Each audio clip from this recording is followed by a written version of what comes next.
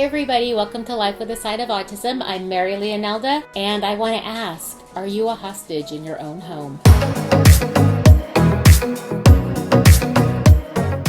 Hi everybody. Today I just wanted to talk about something that I see a lot and in some ways was a victim of myself, and I call it being held a hostage in your own home. And just, want you to think about, do you have a child with autism? Do you do things or don't do things in your house in order to appease that child, to make them happy so they do not have a meltdown or a tantrum or, just a behavior, whatever you want to call it? And if you do, then you're being held hostage in your own home. And I see that a lot.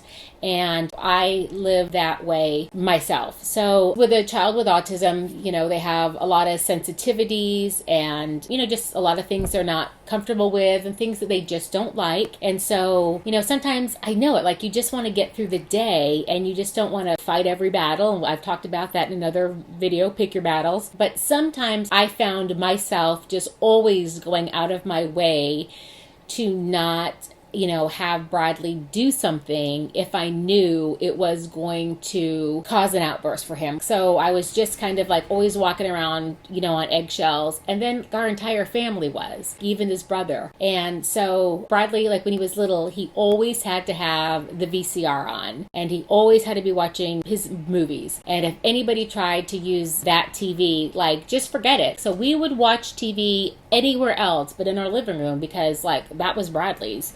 And so, just kind of realize, I just say to Ryan, just go watch it on the small TV. But that one doesn't get cable. Okay, we'll rent it later.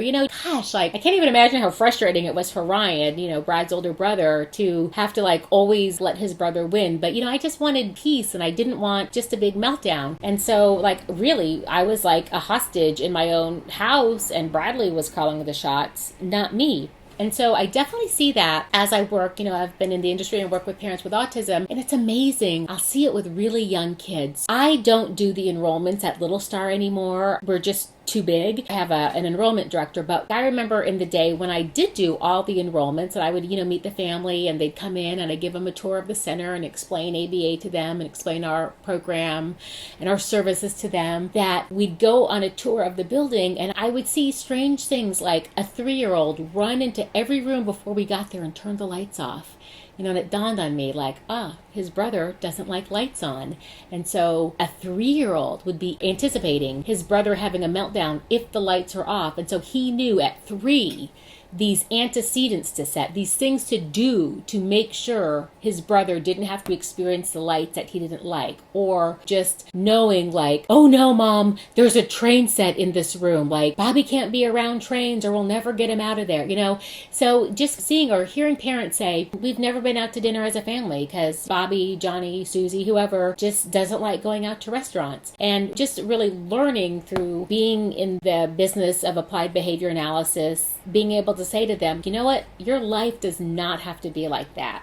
You are in charge of your children and your family, including your child with autism. And so again, we just kind of do things just sometimes to get the peace, but then it becomes we always have to do them. And so what I tell families is just you know what, I don't want you to be a hostage in your own home, and we have to teach your child that there's a new sheriff in town and it's you. So that's one of the great things I love about the services that we provided at Little Star. And what behavior analysis can do is just really going in and looking at what's the deal with the lights, what's the deal with the restaurants, and really working with the child to get them so they can tolerate those things. And I remember I had a mom one time say, can we turn the lights off at Little Star? And I said, no, because in the world, the lights are on. And if we turn the lights off at Little Star, it's making him happy here, but he's not going to be at Little Star forever. Someday he's going to have to go out into the world and the lights are going to be on. So we have to do that. And every family deserves to go out to dinner as a family. So one of the things that we'll do at Little Star, say we have a child who doesn't like going out to restaurants, we will just start working on that as a program. And so it'll just start with, we'll say, what restaurant do you want to go to? And say you want to go to Applebee's. We will take your child and we will drive them into the parking lot at Applebee's and we'll sit there for a minute. and then we'll just go back. And so we'll start kind of doing it slowly. And it's basically a form of desensitization. It is desensitization. And then we'll go stay a little bit longer. Then we'll stay a little longer. Then we're going to get out of the car. And of course the child is being upset, but we're saying, hey, Johnny, it's okay. It's just Applebee's. Like, no big deal. Like, okay, great job. Get in the car. And so what I want to tell parents is the criteria for a great day at Little Star or anywhere should not be he didn't have a meltdown, he didn't scream, he didn't fall to the floor and cry. Because if every day is a great day, that none of this stuff is happening, but that stuff would happen if we did other things, then it's not a great day. It's just us appeasing him. And so I tell parents, when you come to Little Star or to most any ABA center, we're going to do things to purposefully annoy your kid, because we have to get them used to these things. So if they do not like the lights, they are going to have to go into a room with the lights on for a little while, and then it's like, yay! So we're going to slowly get them used to these things. So if we have a child who really likes routine and likes everything to be the same, we are going to purposefully mess up their schedule and say, I know you're upset, Johnny, but what can we do? Like, what do we do if Miss Nancy can't come now? Okay, we're going to do this, and then we'll do that, because we got to teach our kids, you got to roll with the punches. Your schedule is not always the same.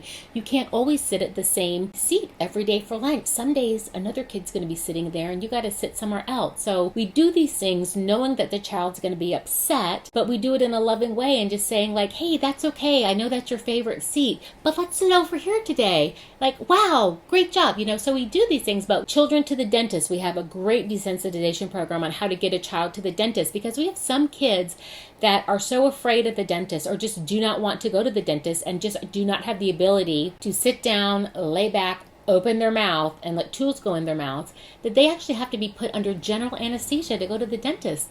And that is A, expensive, B, takes the parent's whole day. The child can't eat the night before. You've got to take off the whole day of work because they're going under, they're having the dentist, and they're groggy all day. We can teach the kids and the adults that we deal with not to be afraid of the dentist. Then we'll just, slowly get your child to walk to the front door of Applebee's, and then, just to sit in the lobby. And then and so it might take us, doing it once a day for a matter of 8 weeks, and then we're going to sit down at the table, you know what I mean? And eventually we will eat at Applebee's. Like, it will happen. It's just about, teaching them, like, it's okay to be upset. I know you're upset, but we're just going to try it for a minute. Great job. Thank you for trying. But I think it's really important that, if we have these things going on, like, they're just going to get worse and worse, and the child's going to have just more and more kind of things that they don't like and demands. And like, a family just can't live like that. Like, a family should be able to go out to the dentist.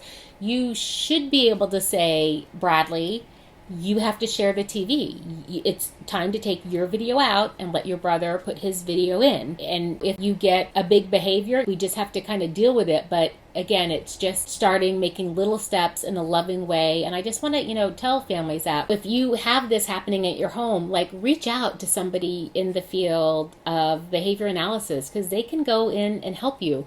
If you have a child who's not sleeping at night and gets up in the middle of the night, we can help you with that. If you have a child who is older and not toilet trained, we can help you with that. Any behavior can really be changed, and change is hard. Like, nobody likes to change, but there are some things that you really have to change and you really want to change. It might be a rough couple weeks to go in and change a behavior. That's kind of tough, but it's like, maybe 3 weeks. It's really, if you think about it, like a drop in the bucket of your life. Like, okay, I'm going to have a rough 3 weeks.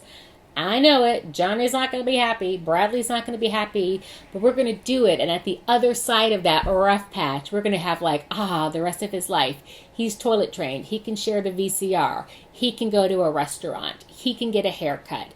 He can go to the dentist. So I just, want parents to think about that. So there's so many people that can help you with these things. Like, you do not have to be a hostage in your own home to your child. And again, it's really not the best for your child, because eventually they're not going to live with you. Eventually going to be older, and he's going to have to go live with somebody else, and they're maybe not going to make all these accommodations. So again, it's better to kind of knock these things out when they're younger, and and teach them to be more tolerant of different experiences and new experiences. And like I said, it's done in such a loving, caring way. We had a child one time who was at Little Star, and he would only eat French fries out of a paper bag.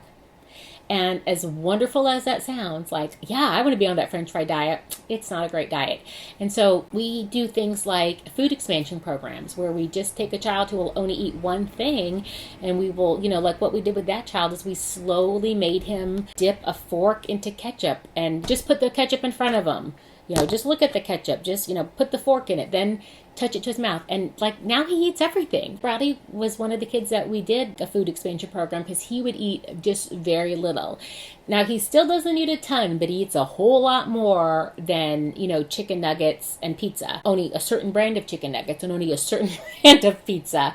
And we have kids that will only eat McDonald's French fries. You try to sneak another French fry by them, they know it and they're not falling for it. You can try to heat up your own French fries and put it in a McDonald's bag. They know better. So those are some of the things that we can do. So if you are struggling with just some of these things that your family cannot be, just cannot be free and, let somebody know, because, your child is a member of a family and they have to do what other people want to do sometimes, like going out to a restaurant and sharing the VCR. So if that's happening to you, reach out to an ABA center, a behavior analyst, and they can come in and evaluate the system and put a plan together. And I think you'd be surprised at how quickly we can, change some of these behavior through just, positive reinforcement and motivation. And yes, there's going to be a couple tears along the way, but that's life. On the other side of it, it's going to be better for your entire family and for your child. So I'd love to hear, your thoughts, comments, suggestions. Let's start a conversation about this. I'd love to talk to anybody about this who,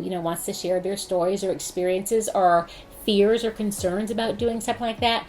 Please leave a comment below. And if you like this video, please give it a thumbs up and, maybe share it with somebody who is going through a struggle like this that you think maybe this would be helpful. So thank you so much. My name is Mary Leonelda, and this is Life with a Side of Autism. Take care.